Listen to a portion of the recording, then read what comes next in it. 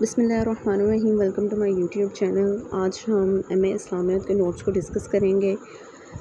اصل میں عام طور پر طلباء کو عربی کے کچھ قواعد سمجھنے میں مشکل ہوتی ہے، اس لیے آج کا ٹاپک پرچہ نمبر 5 یعنی عربی کے ادب و قواعد کے متعلق ہے۔ تو میں نے کچھ پوائنٹس بنائے وہ دیکھتے ہیں، جس میں مرکب توصیفی مرکب اضافی ہیں، مرفوعات ہیں، جواز مضارع ہے، افعال ہیں، ان کو پڑھیں گے۔ اس کے علاوہ خط شدہ الفاظ کے تراجم ہیں جو عبارتیں دی جاتی ہیں۔ اس کے علاوہ صرف اور نحو ہے، یہ ضروری ہے، لیکن مرکب اضافی کو ڈسکس کرتے ہیں پہلے۔ مرکب اضافی جس مرکب کے دونوں اسما کلمات کا یا کے یا کی کے ذریعے کوئی ملکیتی تعلق ظاہر کیا جائے اسے مرکب اضافی کہتے ہیں۔ مثلا بعید الزاہد یعنی زاہد کا گھر میں زاہد کی ملکیت ظاہر کی گئی، اور اس میں پہلا اسم یعنی بعید مضاف ہے اور دوسرا اسم زاہد مضاف علیہ۔ اردو پنجابی میں مضاف علیہ زاہد پہلے آتا ہے اور مضاف گھر بعد میں آتا ہے۔ مضاف پر نہ تو لام یعنی الف لام آتا ہے اور نہ ہی تنوین آتی ہے، البتہ عام طور پر مضاف علیہ پر یہ دونوں آتے ہیں، اور مضاف علیہ اس وقت ہمیشہ مجرور ہوتا ہے اور اس کے آخر میں ایک یا دو زیریں آتی ہیں جس وقت وہ منصرف نہ ہو، اور غیر منصرف وہ اسم ہوتا ہے جس کے آخر میں نہ تو تنوین آتی ہے اور نہ ہی زیر آتی ہے۔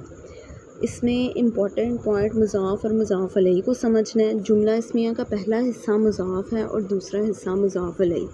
اس کے علاوہ اس کے اندر آپ نے یہ بات سمجھنی ہے کہ اردو میں زاہد کا گھر ہے تو عربی میں اس کی ٹرانسلیشن الٹی ہو جاتی ہے، گھر زاہد کا، بیت پہلے آتا ہے اور زاہد بعد میں۔ مضاف اور مضاف علیہ کی بات کریں تو اس کی مثال دیکھ لیتے ہیں، جیسے رائی سلیمان، رائیت سلیمان، جلست مع سلیمان۔ نیز ایک ہی مرکب اضافی میں دو یا دو سے زیادہ مضاف علیہ آ سکتے ہیں، جیسا کہ کتاب بنت عام یعنی چچا کی بیٹی کی کتاب۔ ایسی صورت میں پہلا اسم مضاف ہوتا ہے اور آخری اسم مضاف علیہ ہوتا ہے، اور درمیانی اسم ایک لحاظ سے مضاف اور دوسرے لحاظ سے مضاف علیہ ہوتا ہے۔ مثلا یہاں بنت کتاب کا مضاف علیہ ہے لیکن العام کا مضاف ہے، اسی لیے مضاف علیہ ہونے کی وجہ سے بنت کے نیچے زیر آیا ہے، اور کیونکہ وہ العام کا مضاف بھی ہے لہٰذا اس بنا پر اس پر الف لام یا تنوین نہیں آ سکتی۔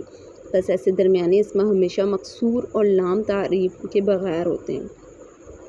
اب اس کے اندر جو بات سمجھنے کی ہے وہ مضاف اور مضاف علیہ کا مکمل طور پر ایک طرح کا ہونا، جیسے کتاب اس میں پہلا اسم ہے، بنت یعنی دوسرا، کتاب اس میں مضاف ہوا، بنت اس میں جو ہے وہ مضاف علیہ ہوا۔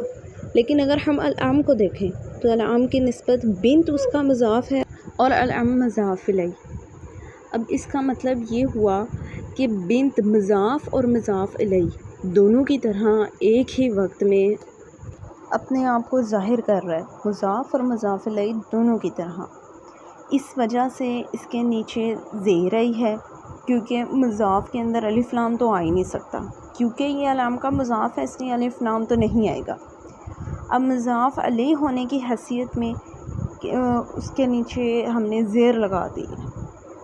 اب آگے دیکھیں، اگر ہمیں مضاف کی کوئی صفت بیان کرنی ہے تو مضاف علیہ کے بعد اسے لکھا جائے گا، جیسے ابن الجار العاقل یعنی پڑوسی کا عقل مند بیٹا۔ اس میں بیٹا عقل مند ہے کیونکہ عاقلوں کا پیش ابنوں کے پیش کے تابع ہے، لیکن اگر ابن الجار العاقل کہیں گے تو معنی بدل جائیں گے، یعنی عقل مند پڑوسی کا بیٹا۔ اس میں پڑوسی عقل مند ہو گیا کیونکہ عاقل کا زیر جار کے زیر کے تابع ہے۔ اگر حرف ندا کے بعد مرکب اضافی ہے تو مضاف کو مرفوع کے بجائے منصوب بنا دیا جاتا ہے، جیسے یا عبداللہ داؤد خادم القوم۔